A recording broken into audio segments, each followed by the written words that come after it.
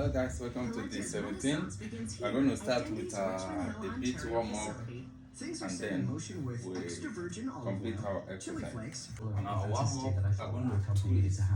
Water is added and armed with a hefty hand blender, Anne goes to work pureeing the mixture. 6 kilograms of fresh roasted garlic goes into the mix. Yes, I can smell that too. If you were to use garlic which hadn't been roasted, the flavor is way too strong. When you roast garlic, you make it a little bit sweeter, so it's not as overpowering. We blend the rosemary and garlic together so we get a nice even flavor for every single bite. Sea salt's added to 150 liters of boiling water. And the rosemary and garlic puree follows. Similar to a double boiler, this stainless steel jacketed kettle uses steam to bring the water back to a boil. Once bubbling, 100 kilograms of coarse cornmeal is added. Mixing it in is a two-man job, and one of them's got a lean, mean mixing machine. Traditionally, Italian grandmothers would make polenta and stir it with a wooden spoon for hours. Armed and ready. So let's Jonathan start our keeps the exercise. mixture moving. Let's do 35 Transferred to a hopper. sit-up. The 35 hopper is an squats. extruder, which 35 presses the polenta squats. into Let's logs, go. and a wire portions them into 30-centimeter lengths. Dendy and Company produce 200 logs per batch of polenta. That's 1,500 logs per day. The polenta logs are refrigerated overnight to firm them up for slicing. 6, Now I could be patient, but from what I hear, Rome wasn't built in a day. 8, When ready, Anne and Lilia are standing by, ready to turn logs into chips. The logs are sliced into 1 millimeter thick wafers. Laid flat on baking sheets, the super thin slices move to a revolving oven for a twirl. 17, Once crisped to perfection and cooled, polenta crisps are gathered and placed in cardboard sleeves. Then put through a flow wrapper. The sleeves are packaged and then boxed, ready to ship to conquer your taste buds. So Daniel, what's the best way to eat polenta crisps? I'd suggest serving the roasted rosemary and garlic polenta crisps with aged cheddar cheese, balsamic vinegar, and roasted red peppers. La polenta accontenta. Since when do you speak Italian? Well, you know, when in Rome.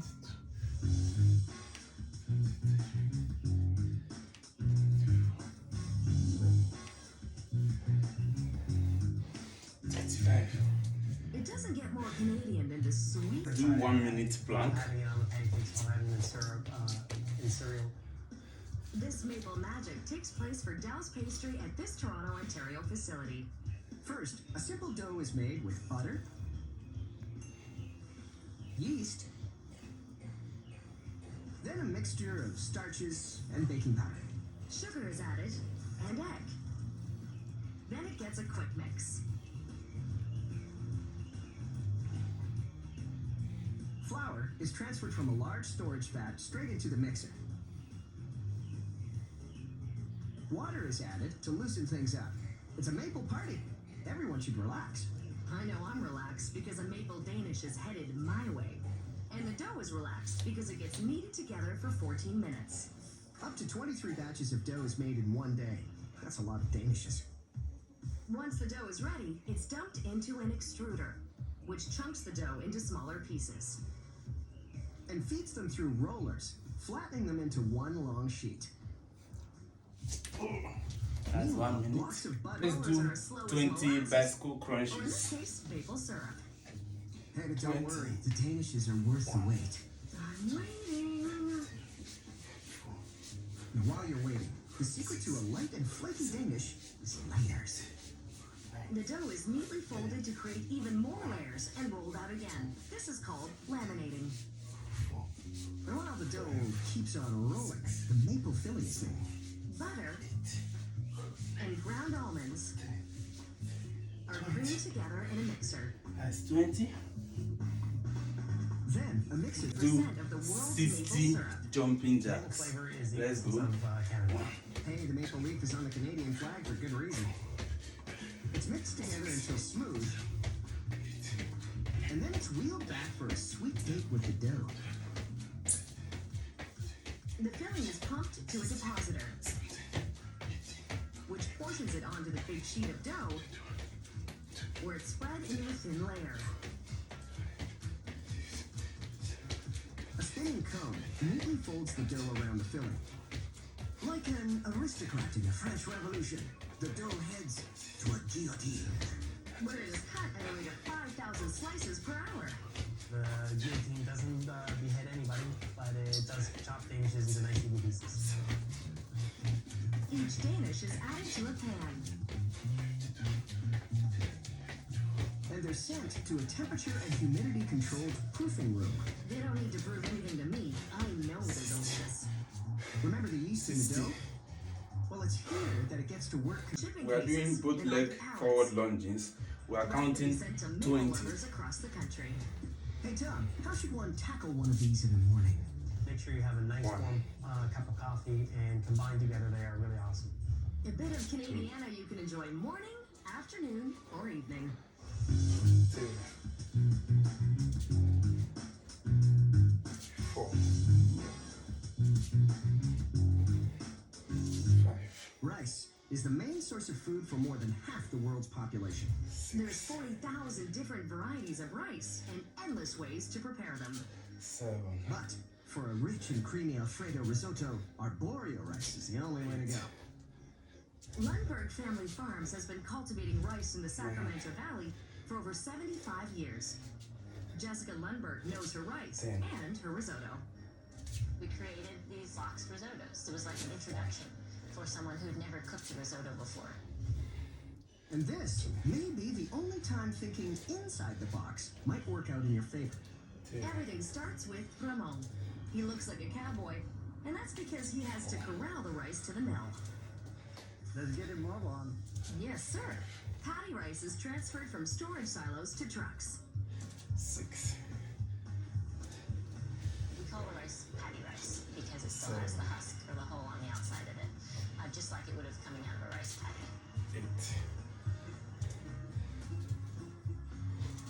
9. The rice is dumped into a pit where a conveyor And that's transports 20. it to the mill.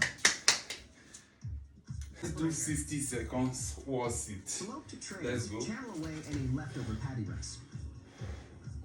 That's one small step for the rice. And one giant nod to gravity and friction. To get the classic white risotto rice, the final bump in the road is called the whitener. Here, rollers rub against the rice kernels, removing their outer brown husk. If you take an apple and you skin it, then you're just left with the carbohydrate or the sugars on the inside. And it's the same process when you mill a rice kernel, you're just left with the inside of the kernel, which is white rice. Broken and immature kernels are removed from the mix through a sifter. As the cylinder rotates, those unwanted bits fall out of circulation. No pun intended. That's one kernel of a white lie. I think some Come people on, are you're almost surprised there. that it takes so many different pieces of equipment. But I think that is what it takes if you're going to get the quality of rice that we're producing. Rice flows into 5, 900 1, kilogram 2, super sacks. 3, The sacks 4, are dumped into a hopper and 5, pumped through the ceiling into a 1 packaging minute. machine. That's the We are going to Oreo do part sorted. sit up, down, and we are counting 55. It's going to be difficult, but you can always pause, catch your breath. So, let's count. Who created the dish in 1914. Lundberg uses a pre-made Alfredo sauce mix, which is fed and sealed into individual 17-gram packets. 6, 7, And when the two come together, Oh, it's a beautiful thing. 14, boxes are formed and placed on the line, and the duo gets a nudge in the right direction. 20, 21, 22, Boxes are sealed and robotically slid into cases 6 at a time. Sealed cases are palletized and stored, ready for shipping. Okay, you know, all this packaging has made me hungry. Risotto, anyone? Maybe Jessica has some pairing suggestions. I just like it just the way it is. It's just such a dish just to sit down and eat a nice bowl of. It's very satisfying. Of all the 40,000 varieties of rice, this one is my favorite. 50, 52, 53, 54, 55. Oh. Handling, and we are doing 40 boot kicks. Boot kicks. Let's go.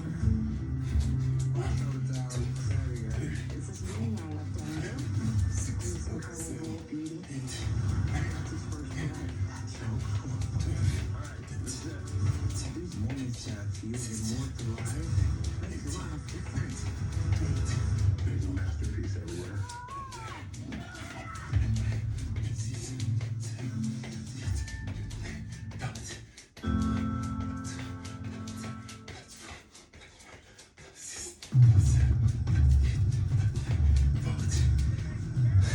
Nice 40. We'll do flutter kicks, and we are counting 40. Let's go down. Go down. Make sure that your head is raised. If possible, you can stay in this position. Raise your head. So now fling your legs. 1, 2, 3, 4, 6, 7, 8, 9, 10, 11, 12, 13, 14, 15, 16, 17,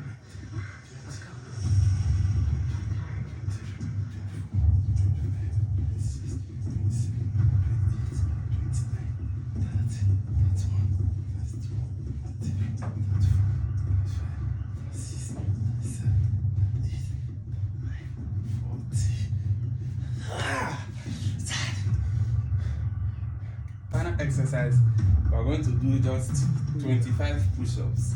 You cannot go at a straight. You can pause, catch your breath and complete. But let's go down. Full push-ups. Your hand must face forward. 1, 2, 3, 4, 6, 7, 8, 9, Yeah, mouth is full of caribou hair. 1, And I put a lot of time and effort in hunting these caribou and taking care of the hides. 4, You know, I come out there and 5, hides are all chewed up and 6, I can't have that out here. 8, 9, 10, 5 to go. 1, There's too many sticks in the way every time I shoot. 3, Hard to let this guy go, but I think I have to. 4, You win this round, buddy. and it's a little weak. Squirrel, I got some of my No, life, what? buddy. Kind of kickstarted my brain. Yeah, it's into fine. realizing So that let's do this a bit year, stretches. we take out squirrel's advice and make sure I'm ready and prepared for this winter. Make sure I'm ready to burn cords of wood this winter. I gotta climb up here and do chimney and roof maintenance all winter long. Make sure I'm gonna be warm this winter.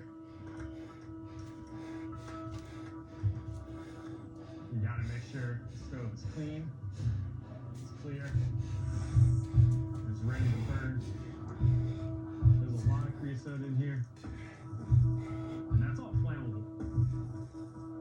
That stuff will burn and cause a chimney fire. So the top of the stovepipe and this rain cap are covered in creosote. That means all the way down to the stove is probably covered with creosote. So thank you for watching, and if you're watching for the first time, don't forget to subscribe to always get notified, and then join us. Let's burn out.